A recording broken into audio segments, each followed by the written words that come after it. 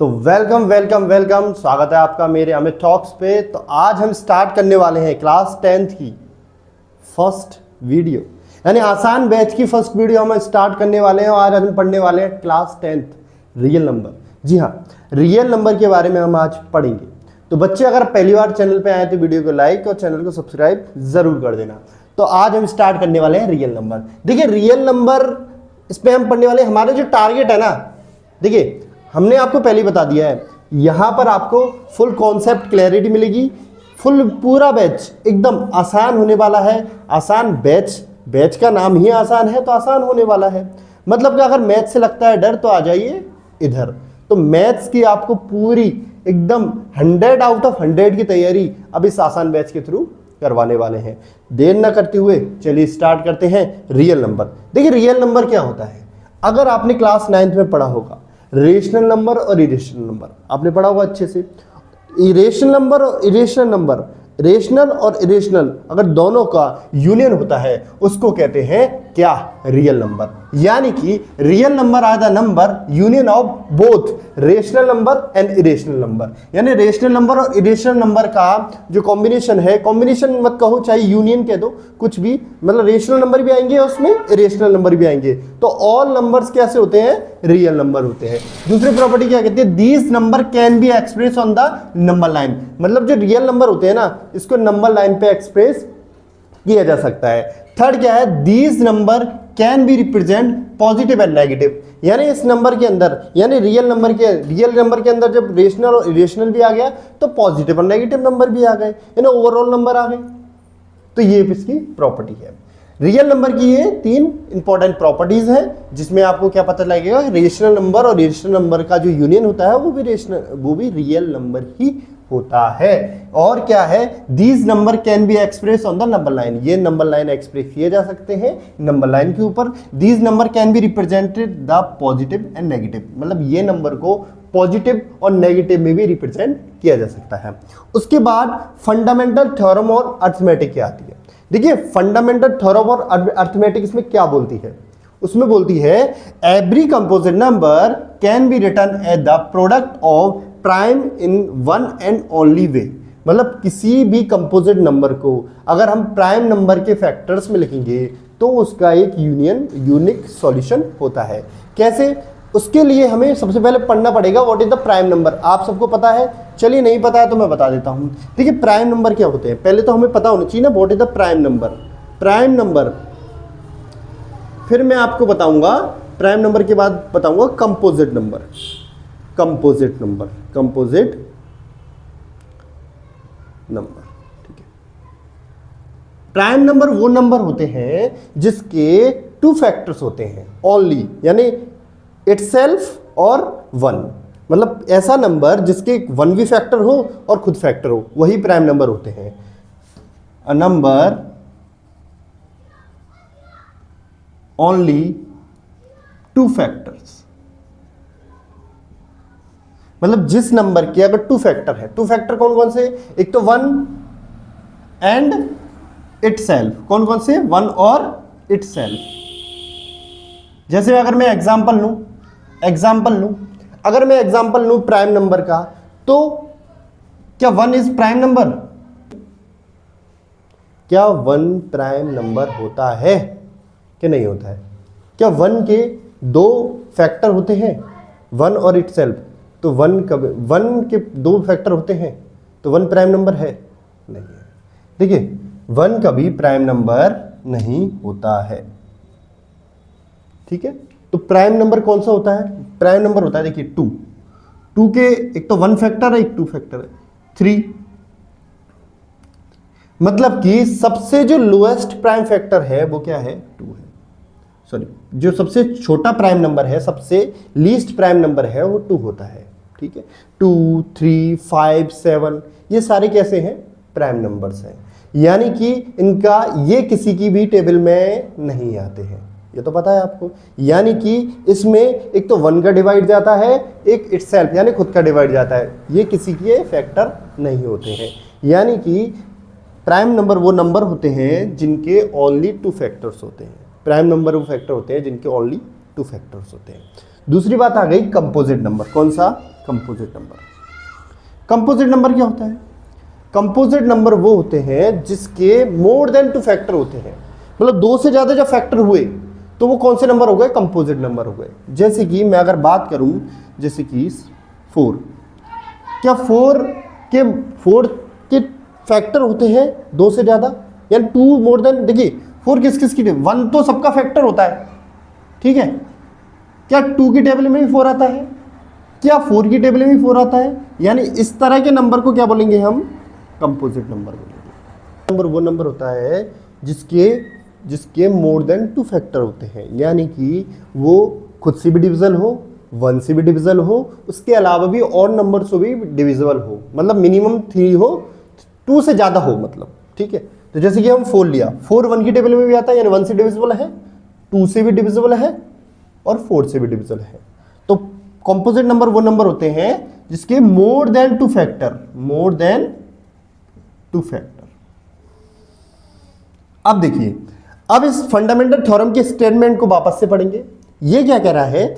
Every composite number, मतलब जितने भी कंपोजिट नंबर होते हैं, can be written by the product of prime in only one way, यानी कि कंपोजिट नंबर के हम अगर प्राइम फैक्टर करेंगे तो उसका एक ही सॉल्यूशन होगा, उसका एक ही यूनिक सॉल्यूशन होगा।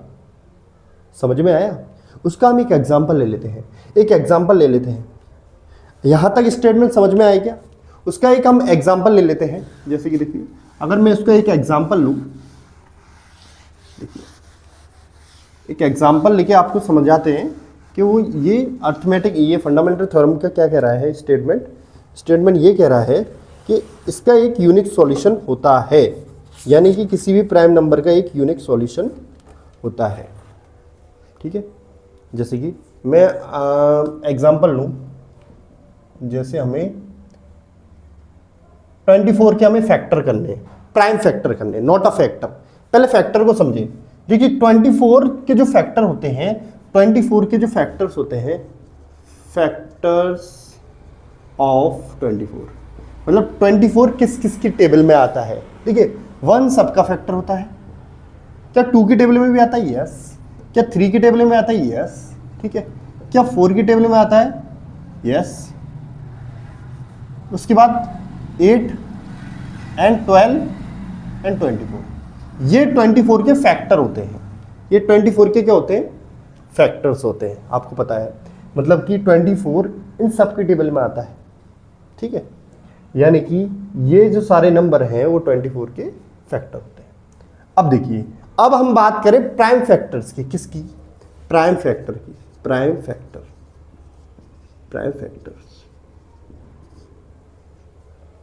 यानी 24 के जो प्राइम फैक्टर होंगे ना, 24 के प्राइम फैक्टर ऐसे करेंगे, 2 से 12, 2 6 जा, 2 3 जा, 3 1 जा। तो जो ये इस मेथड से जो हम कर रहे हैं ना, इसको बोलते हैं prime factorization method, PF method. यानी अगर इसके प्राइम फैक्टर निकालेंगे तो इसका प्राइम फैक्टर 24 के कहेंगे 2 इंटू 2 इंटू 2 इंटू 3, यानी कि जो ये फैक्टर है ना, ये एक यूनिक सॉल्यूशन है। यूनिक मतलब कि किसी भी प्राइम नंबर के, किसी भी कंपोजिट नंबर के जो प्राइम फैक्टर होंगे वो एक एकदम यूनिक सॉल्यूशन होंगे, यानी कि वो सॉल्यूशन होगा ना, वो यूनिक होगा। 24 के जो प्राइम फैक्टर होंगे वो एक यूनिक सॉल्यूशन ही होंगे, वो बिल्कुल भी अलग नहीं हो सकते। चाहे तो इसको हम लिख सकते 2 की पावर 3 एंड 3, तो इसका 24 के जो प्राइम फैक्टर्स होंगे वो एकदम यूनिक सॉल्यूशन होंगे। तो आई होप आपको समझ में आ रहा होगा। तो ये कुछ बेसिक थे इस चैप्टर को स्टार्ट करने से पहले, और आगे भी अगर कुछ और भी बेसिक आएगा तो हम बीच में डिस्कस करेंगे। चलिए हम स्टार्ट करते हैं first questions of this exercise. Okay, हम स्टार्ट करते हैं फर्स्ट क्वेश्चन ऑफ एक्सरसाइज, ठीक है। ये एक्सरसाइज 1.1 का, एक्सरसाइज 1.1 का फर्स्ट क्वेश्चन है। क्वेश्चन क्या पूछता है? Express each of the products of a prime factors, यानी सबको हमें प्राइम फैक्टर्स में क्या करना है? सॉल्व करना है। तो प्राइम फैक्टर को प्राइम इन 140, 156, 500, 5005, 7429 इनको हमें किस में कन्वर्ट करना है? प्राइम फैक्टर्स में कन्वर्ट करना है। तो प्राइम फैक्टर्स में कन्वर्ट करने के लिए प्राइम फैक्टराइजेशन मेथड लगाते हैं। ठीक है, कैसे लगाएंगे?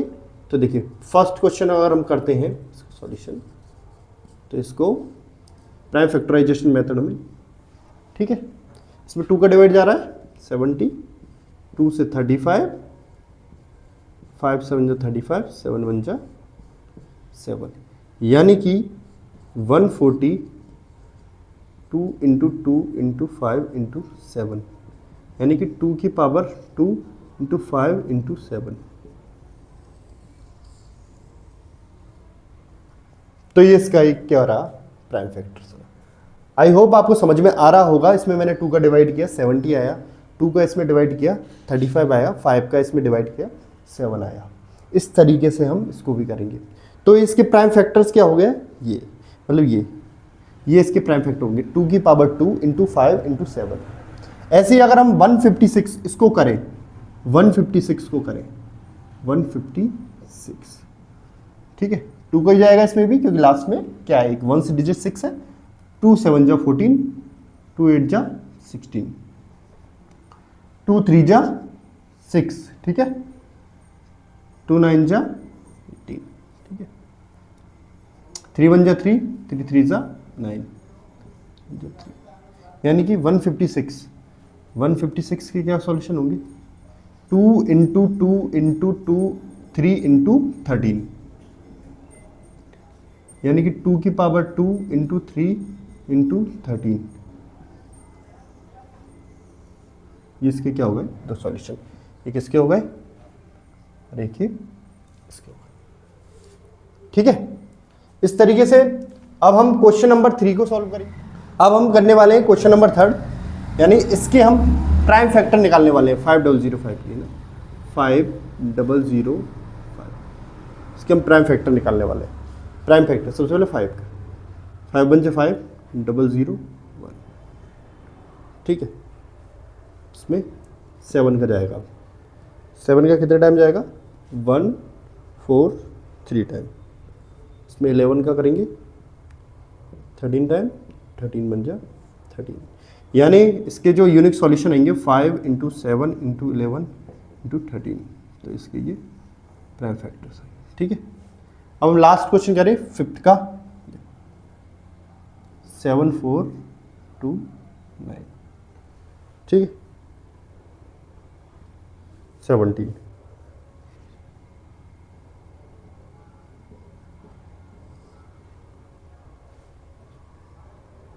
करेंगे, ये 23 बताएगा, 23 ये 23, यानी इसके जो सॉल्यूशन होंगे 17 मल्टीप्लाई 19 मल्टीप्लाई 23। इसका आंसर ये हो गया, इसका आंसर ये हो गया। तो ये हमारा फर्स्ट क्वेश्चन रहा। तो आज के लिए सिर्फ इतना ही। नेक्स्ट वीडियो में आपका फिर से स्वागत करेंगे आगे के क्वेश्चंस के साथ। वीडियो अच्छी लगे तो लाइक, चैनल को सब्सक्राइब जरूर कर देना। Thank you so much, bye bye.